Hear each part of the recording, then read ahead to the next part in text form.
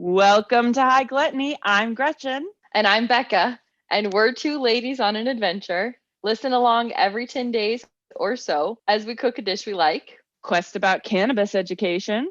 or chat with someone we respect. You can find more information about this episode at highgluttony.com. Thanks for joining us, Gluttoneers. Off we go.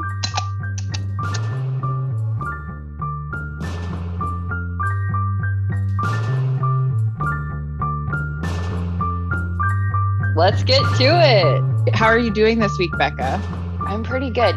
It's cold out. It is fun to have it be cold, and I can't figure out how to get the temperature even in my house. The upstairs is burning up and the downstairs is freezing. So other than that, though, it's a good time to go exploring in Las Vegas because it's cold out. So you can actually experience things without burning in the sun, literally.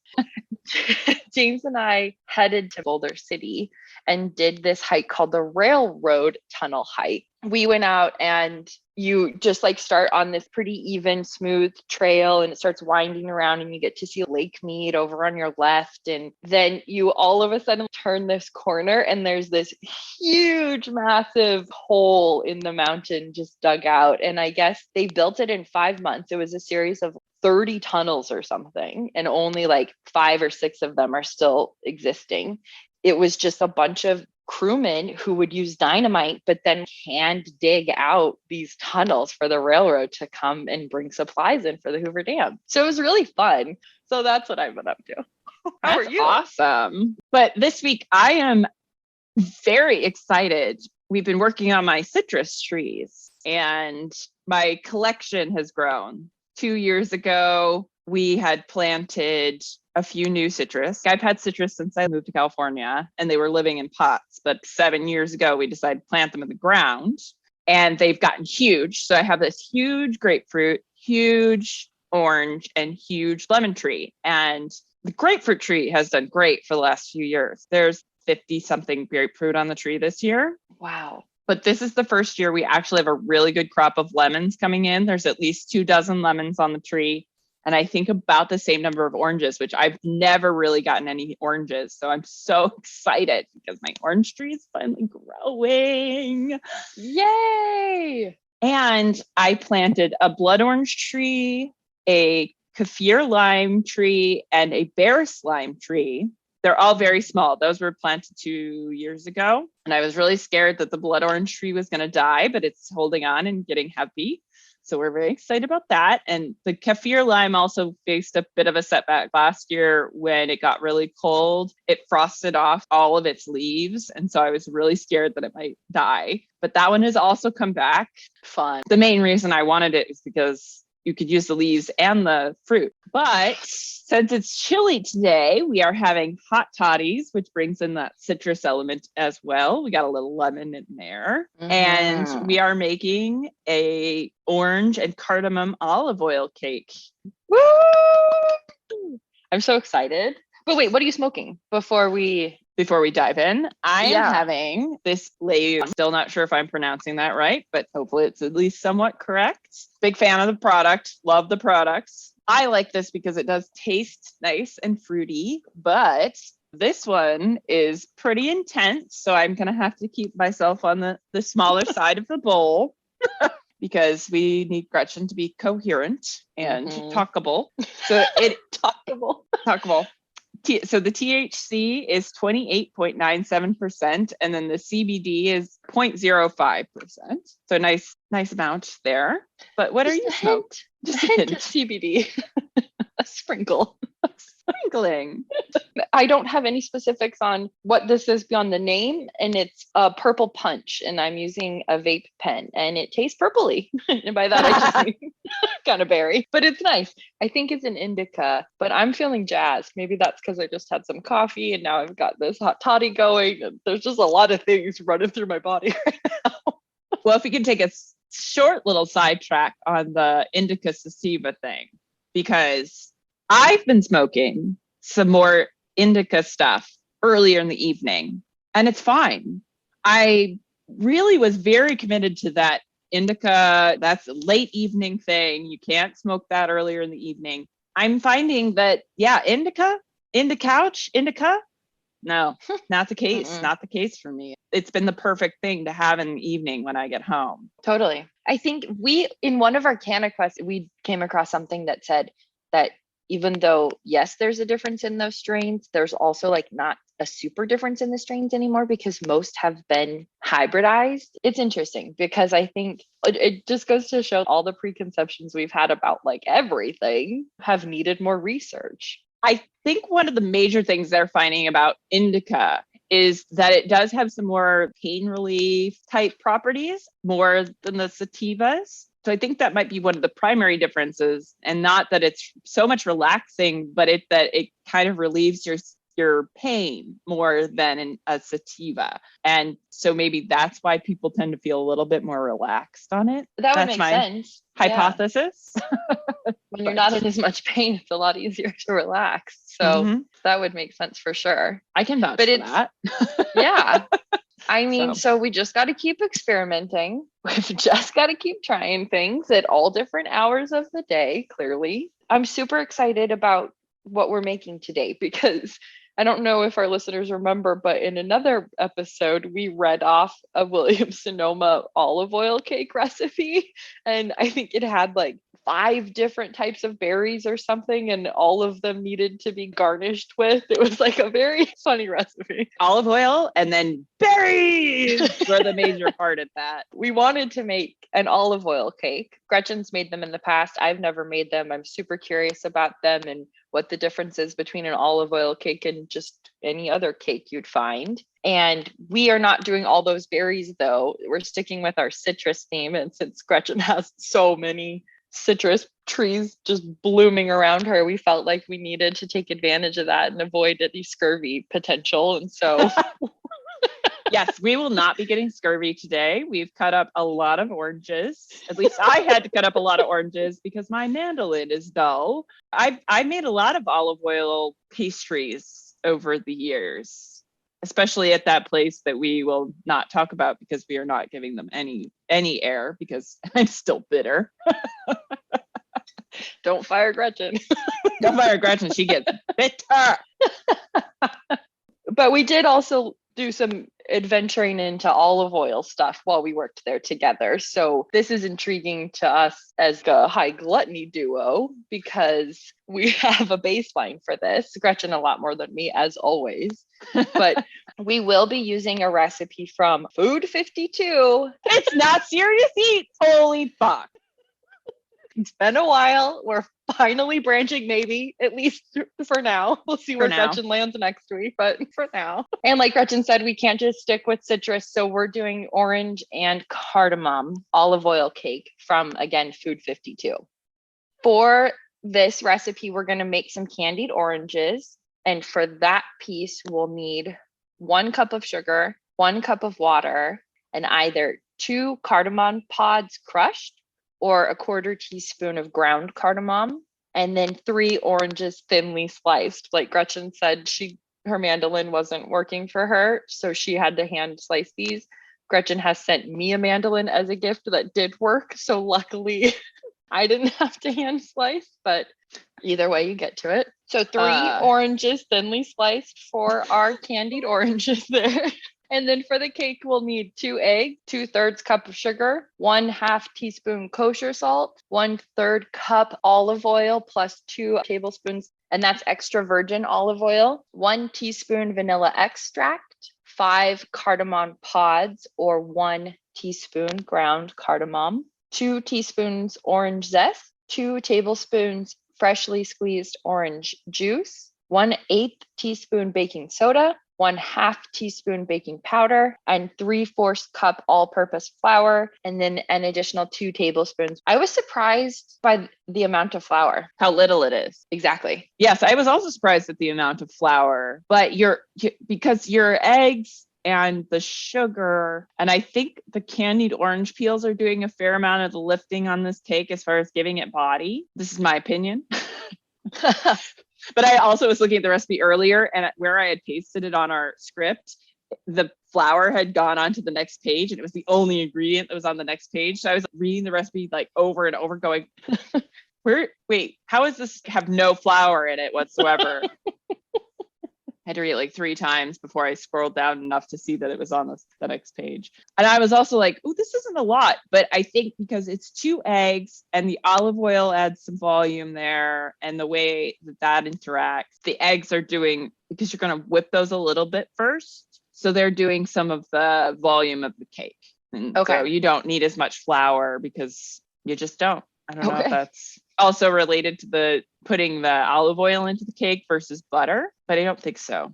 So you've mentioned mandolin, and we said something about whipping the eggs. What special equipment are we going to need today? So we'll repeat our mandolin, because that was our first special equipment. We are both going to use hand mixers today because Becca's birthday is coming up, and I sent Becca a hand mixer. Yay! So she doesn't have to get the KitchenAid out all the time.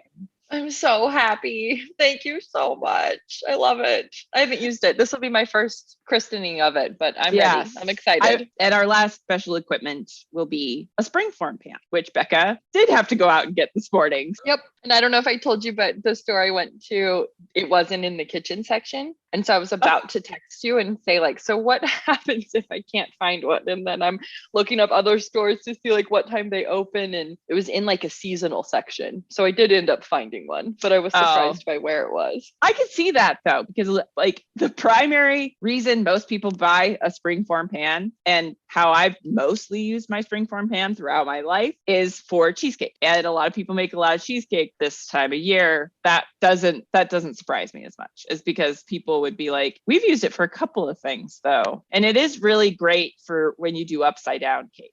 I think it is a somewhat nicer option. Sure. It depends though, because you have then run the risk, and it is mentioned in this recipe, of things leaking out of the pan because it is not a fully sealed pan. So you have to be careful on things, especially like an upside down cake where it's going to be a bit liquidy. So you are going to want to put it into a separate pan underneath that, and something flat, like not a cookie sheet, because cookie sheets do not have sides, but you want a sheet pan, which has the sides. You need something that's going to collect the stuff. Don't let it fall on the bottom of your oven, as I've done so many times that, believe me, you just don't want to deal with that hot mess. Literally hot, sticky mess. Yeah. All right. So mandolin, springform pan, and an electric mixer. The only pan they had was 9 inches, not 8 inches. This one said 8 inches. I think it's fine because I'm pretty sure mine is a 9-inch pan. It does not say on it, but it looks bigger than 8 inches. What world level are you going to guess this is? Because we've got this extra step at the beginning of doing those candied oranges, so we're going to get to play with some candying again. While this is tricky, this is pretty much the easiest version of candy that you can do, and it's fairly foolproof. So that's our one complicated / tricky sort of step today. It's a little tricky, but it's not hard. So that lands us firmly in a world level 3. Because it's going to take a little bit of skill. But as I said, this is the easiest sort of candying. And I'll be anxious to hear your world level assessment at the end, Becca, to see if you agree, if it's a 3, or if we can maybe drop it down to a 2, because it's not that hard. I'll start at a world level 3 because for me, this is pretty much a world level 1 activity, the whole thing. But I know baking is not easy for everyone. So we'll have to get Becca's impressions at the end. So we're going to say smooth 3 right now and more to come later. Mm-hmm. And then like a high level, what are our steps going to be today? Step 1, we're going to make our candied orange slices. Then we'll make our batter. We're going to arrange the orange slices into the pan, add our batter to the pan, and then bake. And it does say it should cool for about 10 minutes at the end. So you do have to be a little bit patient. Can't so hard. Take it out and dig in right away. Which I wouldn't advise anyway, because it's going to be covered in sugar syrup. So that holds heat really well. If you can be a little bit patient, you're going to be rewarded. Or you won't be able to taste anything for the rest of the day. Mm-hmm. That does sound like a smooth 3 to me. I think having you give out those steps makes me feel pretty comfortable. But I think before we got started on that first step of making the candied orange peels, we wanted to talk a little bit about olive oil, because it's pretty interesting. It's pretty fun, and obviously plays kind of a unique role in cakes, and in this cake today. How does olive oil work in a cake versus butter or a different type of oil? My main takeaway from my research this week on butter versus olive oil, and this is great because it relates back to our butter talk from Parker House Rolls. So I was really excited because I was like, oh shit, learning and building on our learning. Building on our learning. I am right about stuff. Butter is a less pure form of fat. When you use olive oil, when you use canola oil or any other oil, because your butter, and most American butters are 80% fat, as we know, and then 20% not fat. That other 20% is 15% water and 5% milk solid. So the proteins, sugars, and other things that are mixed in with your fat. So that's what it comes down to. Usually cakes that are made with butter are not quite as tender. They're a little bit more structurally sound. So if you are going for a layer cake or something along that line, and especially if you're doing it with buttercream and heavy things, you want that denser cake to give you structure. Whereas if you're using a liquid 100% oil, you're going to get a much softer, more tender cake. So your application really determines what you should use. It's not that one is better than the other. Now, there are some health benefits from using olive oil versus butter. Butter is not quite as healthy for you. But as we learned in our butter episode, it can provide a lot of valuable nutrients as well. So it's not really about one is better than the other, even though there's the big olive that wants you to be like, olive oil is the only oil you should ever use because it's healthy for you. Most of them have some sort of health benefits. You have to think about who's lobbying you right now. And today it's big oil or big olive oil, because that's what we're talking about today. Still big oil. Yeah, still big oil. Maybe a small difference in flavor. And most importantly, the difference though is the capacity for butter to help be like what are they called? The building boards block. in your wall. Yeah, like drywall or drywall. But I think something like that. The real analogy is more akin to like mortar between bricks. Just helping it be a little firmer. Yeah. Okay. So that was the big primary difference, is so that you have, when you have more fat, you have more fat, and it makes things more tender. And that's the real advantage of using an oil. That makes sense. What makes a good olive oil? Fresh is best. So you don't want any old stuff. The way it's milled is very important. You want to be pretty gentle with it. The thing it's made on is a frantoio. You've got a big circular stone and two other big circular stones roll around on top of that stone. It's pretty much the highest end olive oils are made in this method. Even though it's like huge slabs of stone, it is a gentle process of just easing out that oil from the olive itself. And the olive is interesting because you cannot just eat an olive off the tree. It tastes fucking disgusting and it's not good, right? You have to cure it. It's one of the few things that, like, who the fuck discovered this in the first place? I remember that was one of the funnier points of my tours, where it was always talking about the who the fuck came up with this. But olives that are turned into oil are raw. Thank you for making that distinction. Yes, but they're not edible on their own. And then you can either cure them whole or you can turn them into oil. But you've just made me think of something really interesting that I hadn't really considered before. And I don't know why this would have never occurred to me. But then why is olive oil so good? What is it? Because if you're eating the olive itself, is it that the inclusion of the seed part, is that what makes the oil taste good? Because it should just be that it tastes like the olives. So if you're telling me that an olive off the tree tastes like shit, how do you get to olive oil in the first place? And so you're thinking because it's ground whole with the seeds, with the pit included, that's part of what like balances the flavor. Yeah, that might be something I knew about when we used to work at that place. But I don't think I've ever really contemplated the fact that you have to cure olives, but olives are made from the raw olive. And yeah, if you eat an olive off an olive tree, it tastes terrible. You're not going to come back to that to Ever. enjoy again. Yeah, like you're not. But the process is pretty cool. And they're harvested in the winter. it's kind of an interesting harvest, right? They're harvested late November, December. I think even into January, depending on the year, or more likely the type of olive. It's just really like raking the olives off the tree. Just shaking them. Shaking it. I couldn't remember if they actually used something that shook the trees where we worked.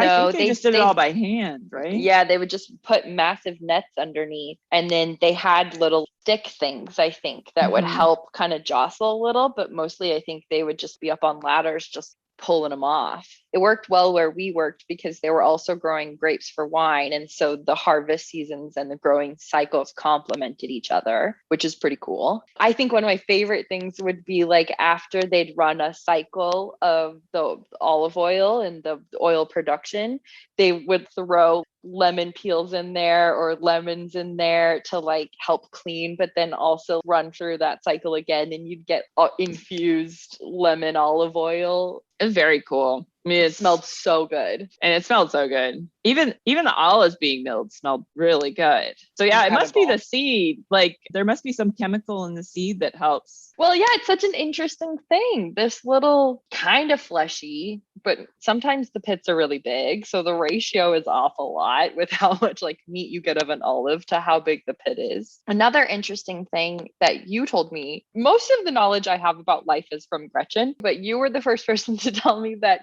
there are different like types of olives, and that means like they have different shapes and sizes and stuff, but that the color of olives, that the difference in color is only based on the time that they're harvested. It's not like a Kalamata is naturally a much darker olive than a Castelvetrano or something. Like what? So we've talked a little bit about when they're harvested and how that process is made. So you just like slowly grind them out until you get oil produced.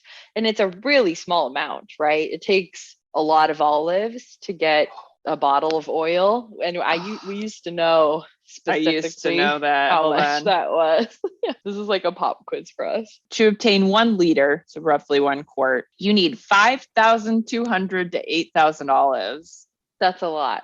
A ton of olives yields 35 to 50 gallons of oil. Wow. So that's pretty significant. Whereas a ton of grapes does 150 gallons, so 3 times the volume from grapes when you're making wine. And that was all very relevant when we were talking about wine and olive oil. Yeah. So a lot of labor to get the bottle of olive oil that you have sitting in your kitchen, but there are different degrees of quality and standards for that. I think it was also working there that I came to know that there are not really any sort of like real requirements for what extra virgin and organic and all of those labels mean for olive oil in a lot of places. And so you can have a bottle that says like, hey, it's super fancy, but no one has really vetted that they are actually the super fancy olive oil, or even all olive oil, because there is a huge amount of olive oil fraud because it is such a low yielding thing. You have to be really careful about where you get your olive oil from. I would assume that it's a lot harder these days to have olive oil fraud. Sure. Because there are people that actually check shit, you know. Sure. There are agencies for that now. But there is still a fair amount out there. Yeah, it's sometimes hard to know what exactly is in your olive oil bottle. What does extra virgin mean? What does extra virgin mean? Like, how do you know what does that even mean? To be clear, there is no extra virgin. Okay. There's just extra virgin, and olive oil. Extra virgin, again, no legal meaning behind this. This is just this is what we've decided it means situation. We just all agree. Extra virgin should be the very first oil that comes out from the mill. So the way that the Frontoio has like a little bit of, forget exactly the whole system, but I believe that the mill is angled in and it sort of travels in and out through a tube. Well, this one was also then connected up to a centrifuge. So I think it had like an extra step. But if we try to describe the Frontoio, it's basically like 3 orange slices, if you will. And you've got 1 slice horizontal on the ground. And then you've got the other 2 slices perpendicular to those. So these are vertically aligned, and they roll around on top of the horizontal slice. At some point, the oil that's made trickles out somehow. It's really just the first oil you get out of crushing an olive. So you can keep crushing an olive and getting more and more oil out of it. And so the first stuff that comes out, that's what you would hope is your extra virgin. So that's the first stuff, the really pure, like first Not round. even doing hand stuff. Yeah, not even doing hand stuff. Your preteens, hopefully not doing any hand stuff. Then the longer you keep milling the olives, the more oil will be released, but you're having some damage that's coming from the friction of being crushed, even in this frantoio situation where it's a very gentle machine. So that's the next run of stuff is your virgin. And then once you kind of hit the end of that and you keep going, that's your olive oil. And usually that is what you use if you want to cook. If you're cooking with it, it should just be olive oil. You don't want to use your extra virgin or your virgins, maybe virgin if you're fancy, but you're paying money for those virgin and extra virgin classifications. So you don't have to cook with them. And best not. Like your best flavor is going to come from not cooking those. They're meant to be eaten raw, used as a dressing, drizzled on some bread. That's what you want your extra virgin for. You can use the hard ridden stuff for your cooking and such. Mature. Yeah. You're mature. So how can you tell the difference? And if you're looking for quality in a grocery store, like how do I know I'm buying a good oil? I mean, it's better if you can taste it, because one of the qualities you want to be looking for is freshness, even more than do I want regular olive oil or do I want extra virgin? You should taste your olive oil, make sure you like it. It's a good idea to like your olive oil. And what should it taste like if it's fresh and good quality? So the fresher your olive oil is, the more spicy it'll taste. And that's just the antioxidants being very fresh in there. They produce a sort of spicy sensation. I think that's right. Like a peppery kind of thing. Yeah. And as it gets older, the flavor will mellow out and eventually go rancid. Typically, olive oil lasts about a year, maybe 2.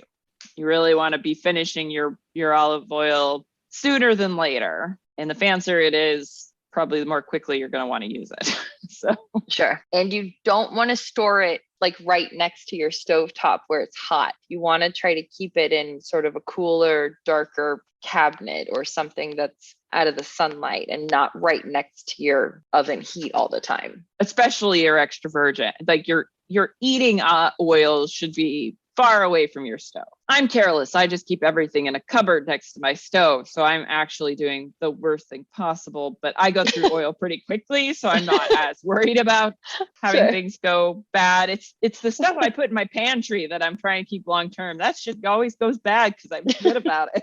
Well, yeah, there you go. What else do you think people should know about olive oil? I don't know.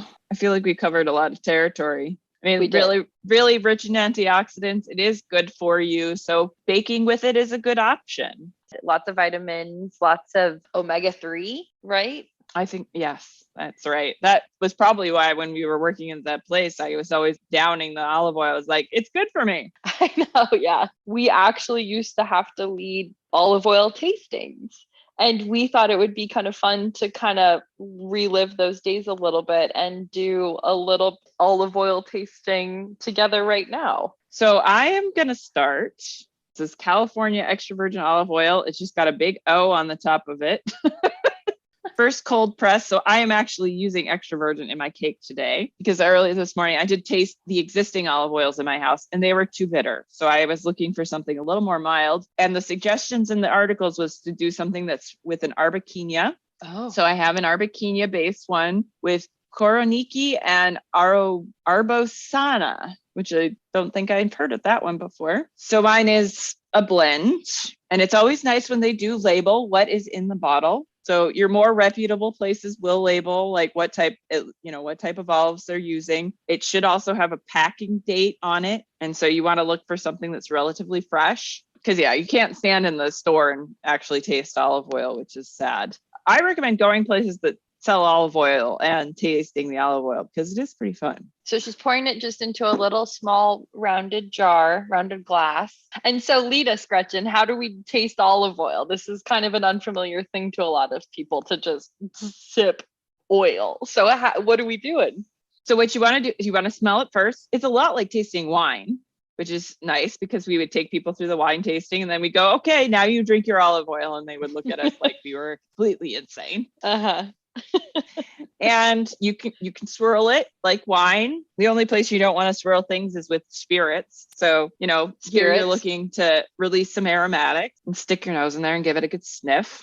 And I think mine's a little cold, so I've got it on the palm of my hand to try to warm it up just a bit. I forgot about that step. Thank you for the reminder. Because anything that's warmer is going to have more volatile compounds and makes it easier to smell. What are you smelling? It's grassy. I mean, this one's pretty mild. It is a bit on the buttery side. Doesn't have as much of the grass or some of the other spicy notes. And then you put it on your tongue and you suck through your teeth just like wine, but you don't spit it out because it's olive oil and it's not going to get you drunk. But you might feel a little prickle in the back of your neck, in the back of your throat, and taste a little interesting. Yeah, so like you get some like on your tongue, a little bitterness kind of on the sides of your mouth. Mine must not be super duper fresh because it's not terribly spicy. It is coming through a little bit here though. Wow. No date whatsoever. That's surprising. Mine has a date. It's from Spain, but it doesn't have the olives listed. It does say a blend, but I wish it had it listed. It's probably a field blend too, so they may not even know. It's all gross. Totally. But it gives storage instructions and it says that we have a long tradition of making high quality olive oil. This is why we voluntarily implement for our extra virgin olive oils with stricter physical and chemical parameters than the ones established by the International Olive Oil Council. So that exists. Yes, there are some regulating bodies. It's not all the Wild West. I mean, so I've got this one. Yeah, this one doesn't have any credentials to it, but I do have my 365 Market Whole Foods olive oil. This is extra virgin olive oil, 100% California small batch, cold processed. This is certified extra virgin by the Applied Sensory Panel. And it does have a seal of the Olive Oil Commission of California. I don't know much about that body, but fine. It is labeled that it was produced in October and November of 2020. So this oil is about a year old, and it has a best by May of 2023. So they're giving it a couple of years. But I'm going to taste another one because I'm extra virgin. Extra virgin. And then you'll have to talk us through our first step of candying our orange peels. Oranges. So I should probably taste this fast and get on with it. The olive oil portion of the show is wrapping up. Get over it. It's only been 45 minutes.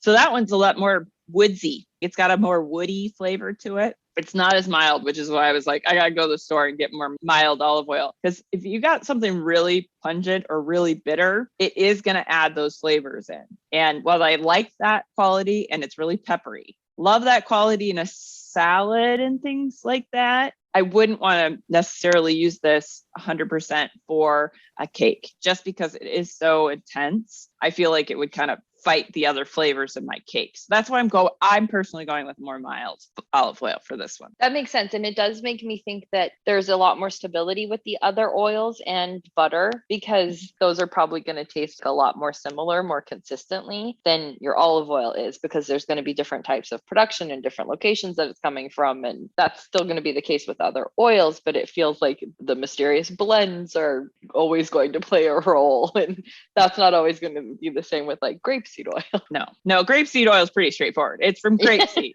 What a memory lane. And then I always remember you, if there was any left in the jar, you would just grab it and put it on your hand a little and rub it into your hands. Yes. So, because it is a good moisturizer. Buttoners, I learned so much from Gretchen over the years. I'm an educator without the without the credentials, I guess. Your credential to me. And talk me through candying our oranges. Our main purpose with the candying of the oranges is to remove some of the bitterness out of the peels. So cooking it helps break down some of those more bitter components and making sure that those get cooked really well. The author of this article, or this recipe, Carolina Gellin, Gellin. Gellin? She mentioned that cakes with citrus in them, that if you have like big pieces of citrus peel, it reminds her of like pétillon and things like that usually have a lot of citrus peel in it, and it's not always super pleasant.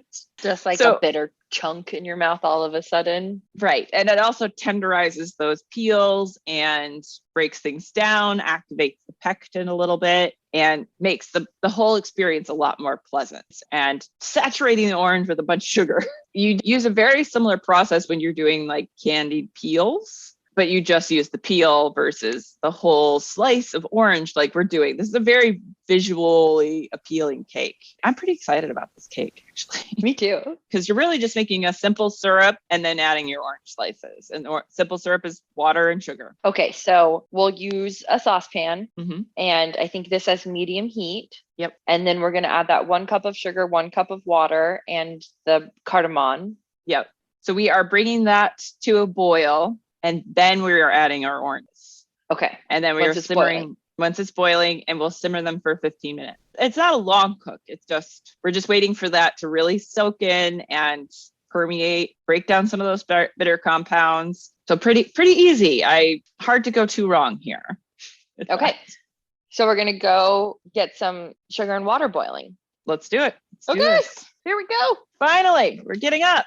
Oof, we're moving. I have added, I might add a little more water to mine. I put everything in my pan a little bit earlier, and I did turn it on so I could melt my caramelized sugar. Ooh, my granulated caramel. And so I apparently cooked it a little bit longer than I thought because it was chunky. Just so our listeners know, I am doing a little bit of an experiment because I was worried about piling all of my orange slices into a pan to cook them. So I am doing this in a bit more of a low, wide pan, more of a saute pan. Than a saucepan.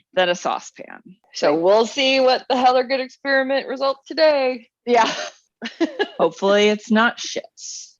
What attachments am I going to use for the mixer, the hand mixer? We're going to use a beater. Yeah, we're just beating them. A beater? Oh, wait, sorry. Oh, this is annoying. Here's what it says. It says using a whisk or an electric whisker. Yep, that's exactly what a brain is trying to say. So it says using a whisk or an electric mixer. Yeah, so I think that I do. Those two? Yeah, I think those two. Okay. Because you're mixing in a fair amount of sugar, and I feel like my whisk will not enjoy it beating up a bunch of heavy sugar. Okay. And sorry, which bowl should be bigger, the dry ingredients or the wet ingredients? The wet ingredients needs to be larger. The bigger bowl. Okay, my stuff is boiling because I put it on power boil. Oh, okay. I was doing a more gentle boil. I'll turn it up. Yeah, obviously you had read, I believe you read medium, and I completely ignored that for some reason. So we're both using powdered cardamom today. Mm-hmm. So I had put mine in here earlier. I have to be sure to measure out my extra 2 tablespoons of stuff. You'll have to let me know if your liquid covers your oranges. Low pan too, because I was worried about the volume not covering your oranges. But I'm also thinking they're going to release some liquid. That's partly. Oh, sure. My orange is boiling in the pan there. You hear that? Yeah. There's something going on in my pan. I don't know what it is. It's making like a farting noise, but I'm going to cover mine just so that I don't have any water escapage right now. I forgot to put my cardamom in this one. And Wow. This was just the quarter one, right? Quarter what? Cardamom. Yes. Quarter teaspoon of cardamom. Yes. Okay. Thank you. Like I need more context. Thank you. Sorry. Mine's still not totally boiling. Okay. Can't see what's going on when I put the lid on. Okay, yeah. So they must be releasing a fair amount of liquid because there's more liquid in here now. I'm gonna let it like accumulate as much as I can, and then once it's sort of, I'm hoping mostly submerged. Okay, I've got boiling. And add my oranges. Yay! Finally, oranges are one of the best smells. Mm-hmm. So it does basically cover them. Yeah, it's working on it. Not 100%. I might have to do a little gentle moving of some slices. Move some of the top ones down, move some of the bottom ones up so we get some more even coverage. So add the oranges once it's boiling and then turn it to medium low. Okay. And simmer for 15. And then you said you put a lid on yours just to keep some of that moisture in. I did, yes. What's next? It's on to our cake batter. All right. Can you talk us through the first step for the batter?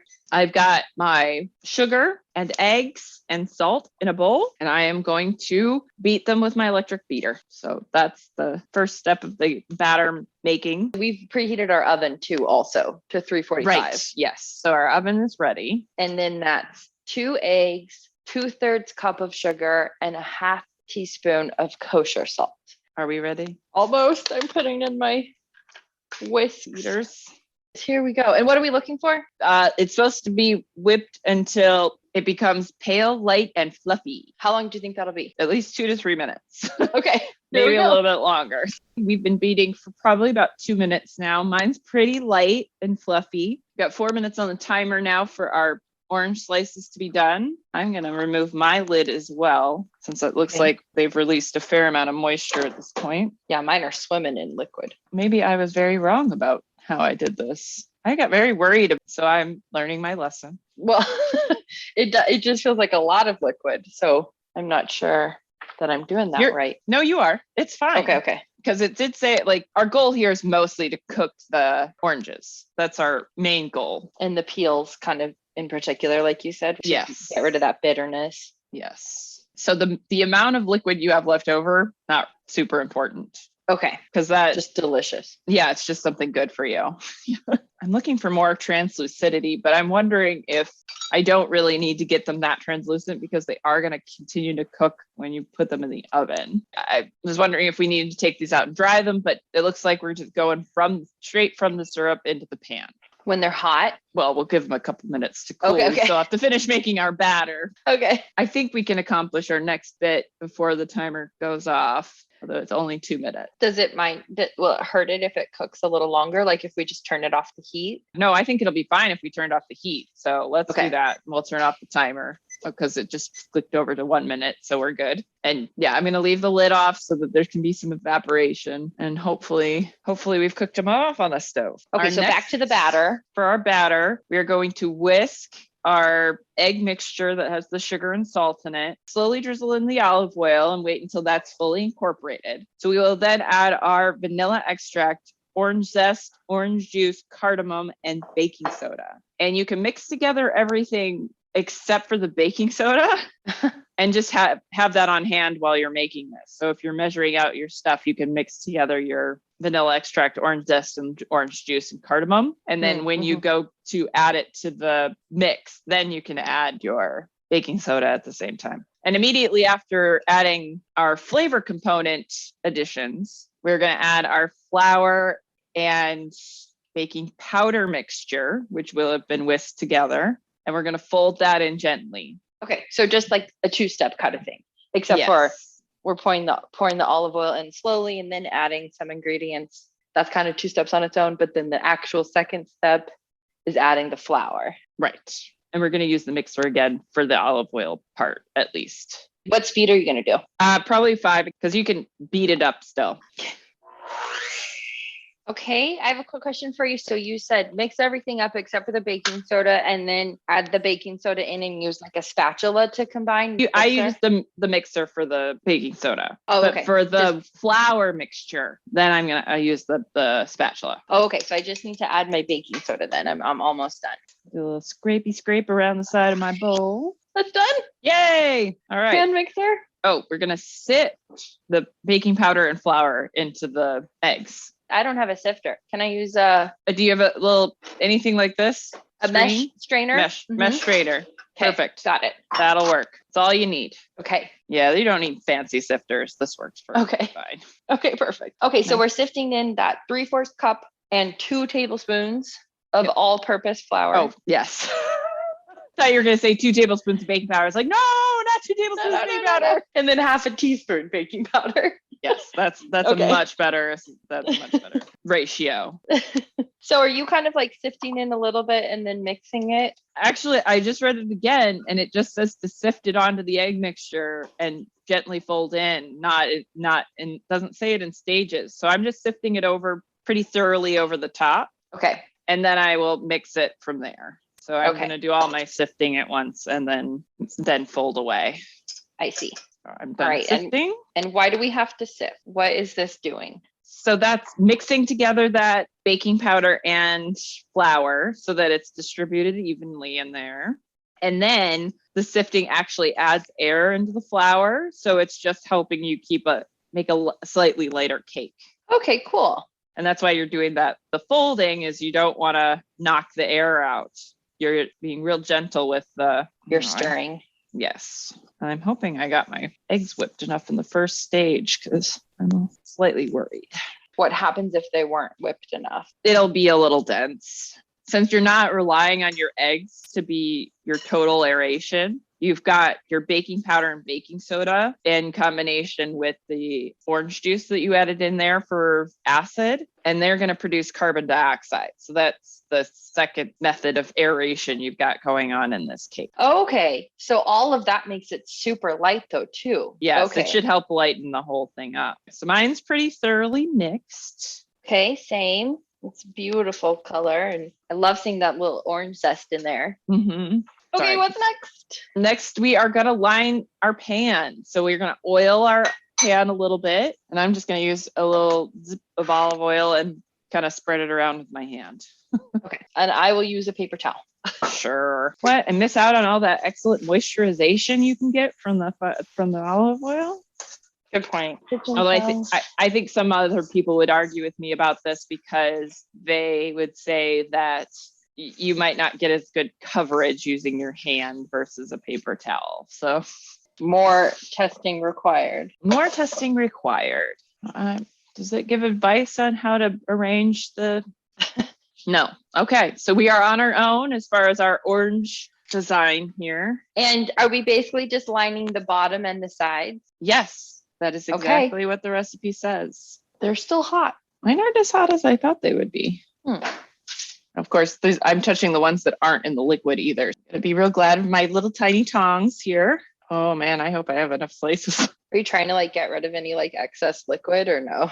A little bit. I mean, I'm kind of letting them drip off in the pan, but it did say, the syrupy oranges. So I'm guessing they're accounting for the fact that you would have a fair amount of liquid coming off of these guys. So. Perfect. At least that's my interpretation.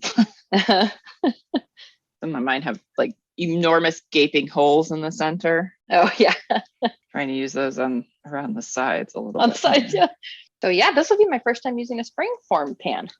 Oh, yeah, they're handy. Mm-hmm. I can see that. Or you can see why. Because remember my first attempt at upside down cake? It was oh right, a disaster. Because we haven't mentioned yet that this is a sort of like an upside down cake, which we didn't fully understand when we picked it, but then we were like, well, that's great. That'll be fun.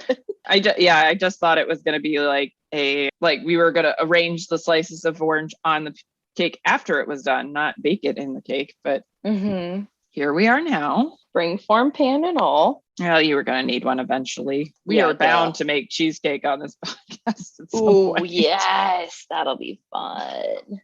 Some of mine don't want to stay on the side. Yeah, I'm finding the ones that have the holes in the center actually are kind of crap. That's sure the conclusion I'm coming to. So I would use more, but I don't think I really want to do any more of a layer in here. To fill up some of the gaps on the top of it. I'm almost done. So there's still a bit of bitterness to it. Oh yeah. I wonder, because I think something that people do sometimes is soak it in water first to pull out some of that bitter. Okay. So that could be an edit for this, that, slice them and soak them in water first, then pull them out and put them into the syrup, because you get that little bit of bitterness, but not too bad. Okay. Try to squeeze one more in and it's fucking all of them up. No. I mean, not really, but it's knocking all the ones next to it down. Oops. We just decided to embrace the upside down cake after a little bit of thought about it. It's an upside down year. And I do keep saying we are going to, at some point, do a rhubarb upside down cake because both of us love rhubarb. So, that sounds delicious. One of my favorite cakes of all time. Ooh, fun. Okay, I think I'm ready to pour my batter in. I just need one more little patch. And then you said to put it on a baking sheet. Yes. Because it has to have sides to catch that liquid. Catch any liquid that might come out. All right. And then you're just pouring the batter right in, correct? Yep. I am going for it. Here we go. So our one drawback from having a larger pan is we got thinner cake. I see. It might cook a little faster. Okay. So we'll need to sort of factor that in. I hope my cake at least comes part of the way up the pan from the oranges. Just gonna have oranges crumbled on the sides. I'm interested to see how much more cooking the oranges do in the oven. Batter's good. All right. Are you ready? Pretty much. 1 second. I got sticky fingers. Oh, that batter's good. Okay. I'm ready. Let's go. So this is supposed to bake for 30 to 35 minutes. So I'm going to set a timer for 25 minutes. Okay. Since we both are a little bit large. Yeah, it barely came up at all on the side. I know. Shit. Okay. Gretchen did the toothpick check already, so I'm about to do mine. It's a bit of a pale color, but yeah. Yeah, definitely paler than I thought, but mine came out clean too. Really pretty. Pretty. Yes, it's nice. Although the batter did not cover up all of the oranges. On the side. Yeah. A lot of mine just fell over onto the top of the batter, so they kind of cooked in, which is pretty, but mine some of them are just sticking straight up on the side still. So I'm going to brush mine with some syrup now.